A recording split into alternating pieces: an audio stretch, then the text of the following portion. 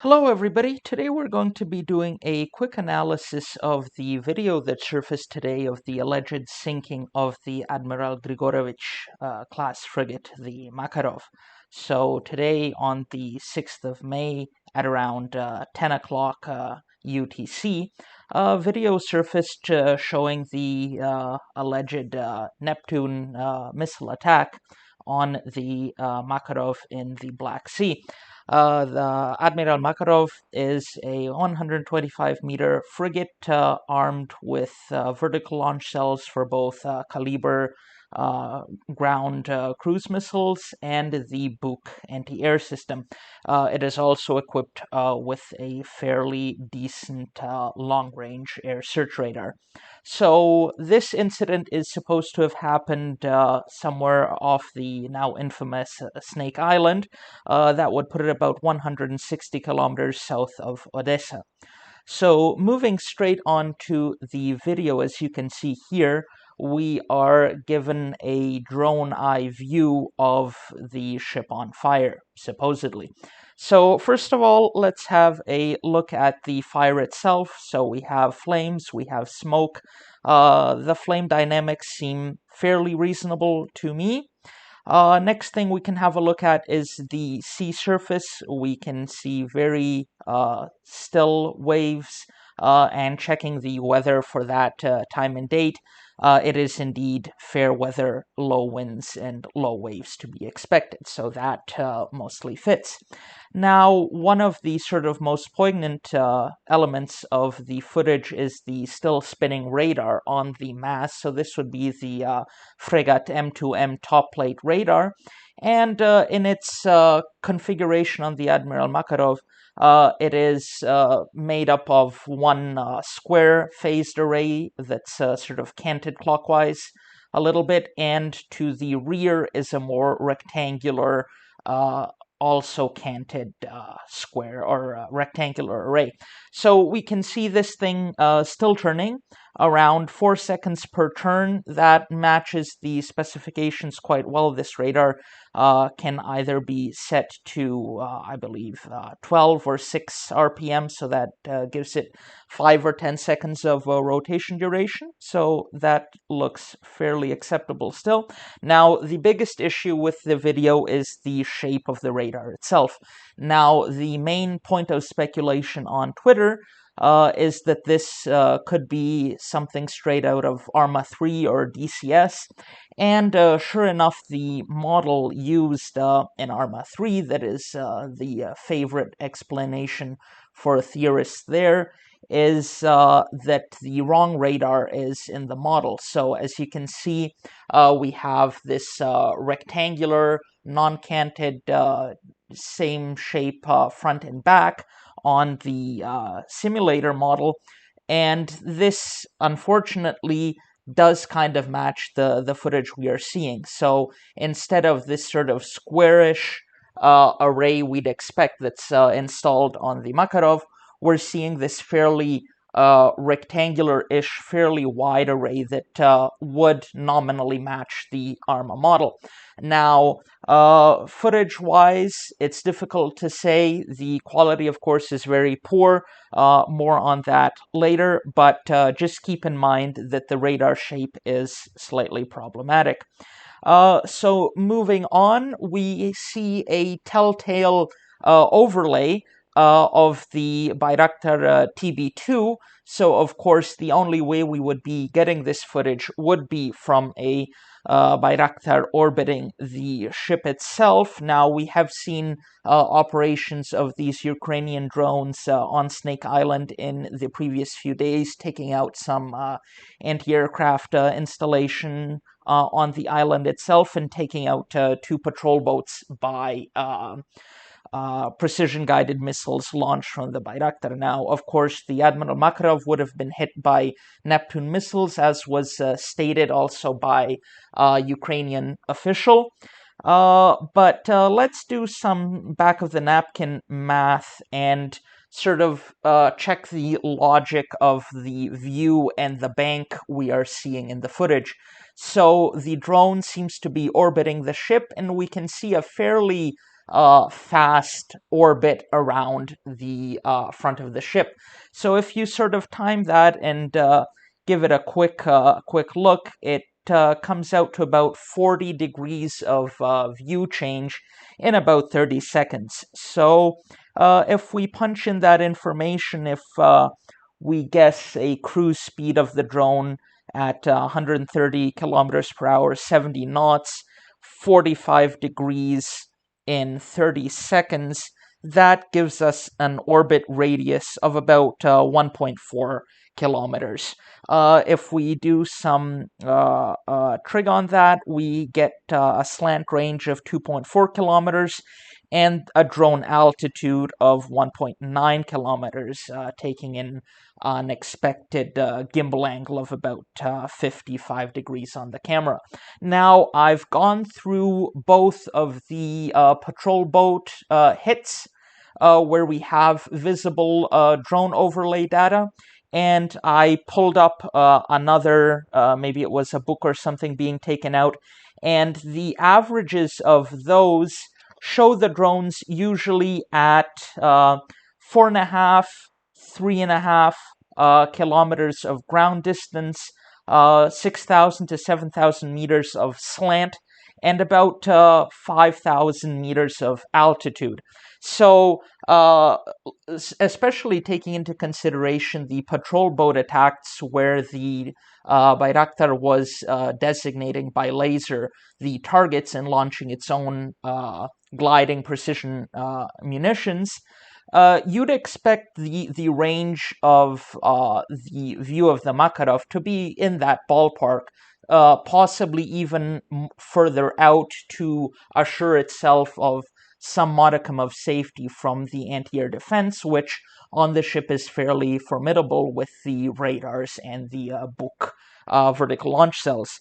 So the sort of ground approach radius of 1.4 kilometers is slightly suspect. Of course, the ship is already on fire and presumed heavily damaged, so perhaps the operators were more willing to get close, but really there is no need for such proximity, as the optics on the camera gimbal are perfectly capable of visualizing the ship, especially in these good weather conditions, at a further range. So the fast orbit we see and the sort of weird gimbally movements are a bit of a question mark, making this video look suspicious. And especially when you do the math, the approach distance that can only fit the speed of the drone and the angle change we see really does put a question mark on the footage, unfortunately.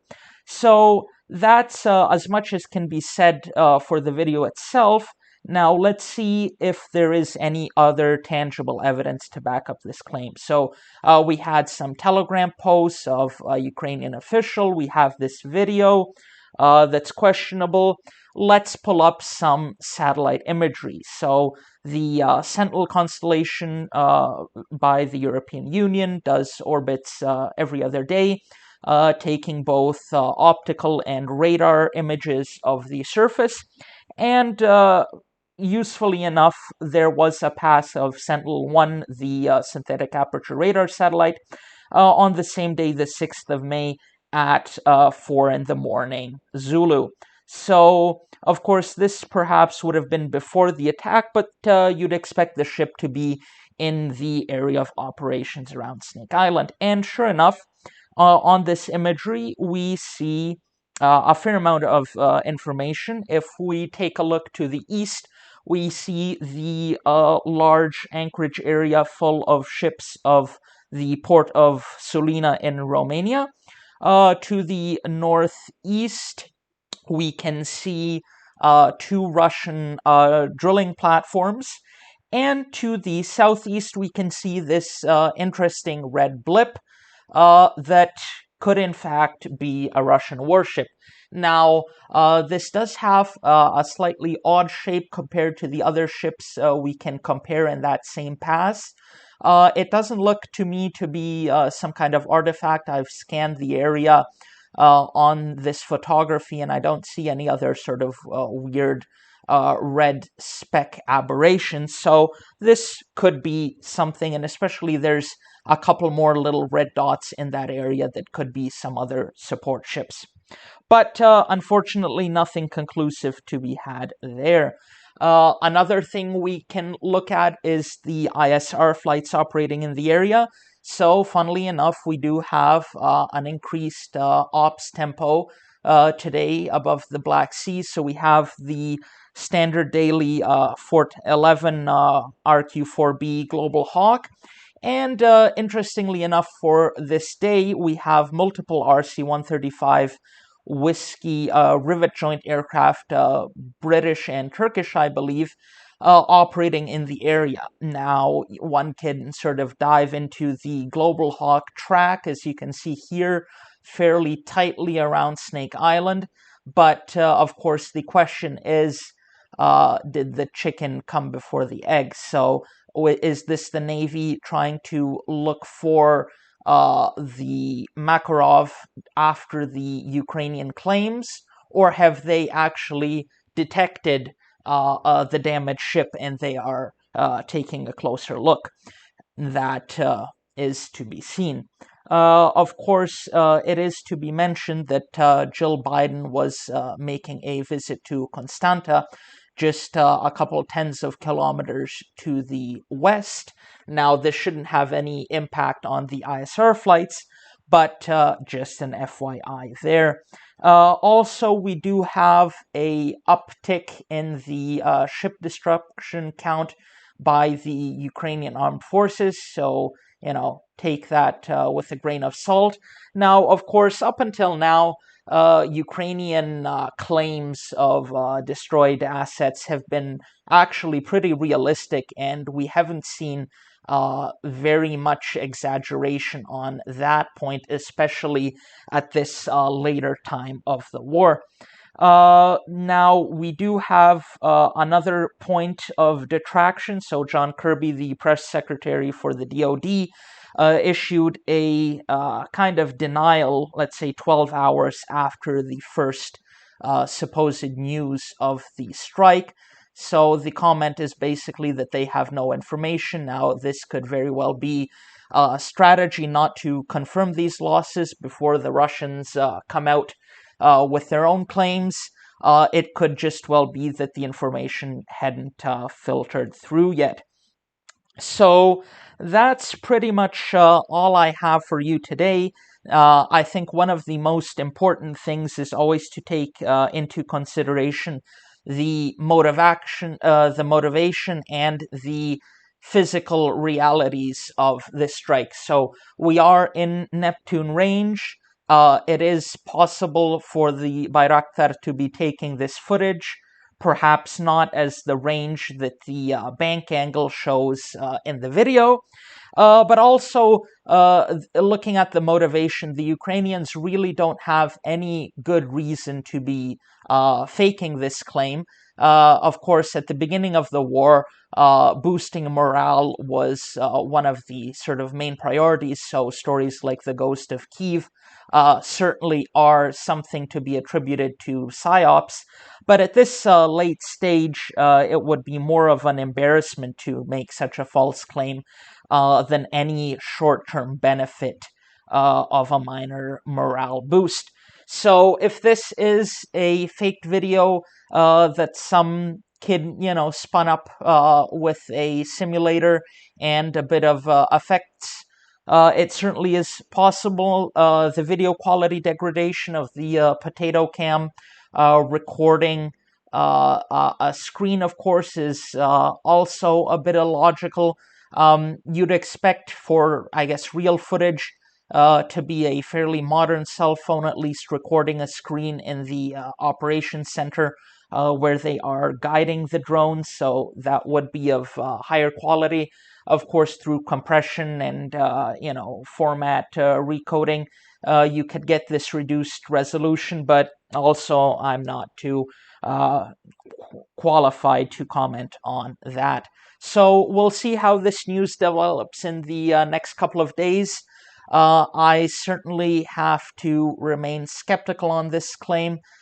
Take that as you may. As far as other videos, I am finishing up a longer issue on the Orlan 10 Russian reconnaissance drone, so stay on the lookout for that. I hope to push that out sometime this weekend. Again, thank you for watching, and I hope to see you next time. Bye-bye. Вони захопити хотіли нас зразу, і ми зачаїли на орків образу. З бандитів російських робить примар. Байрактар!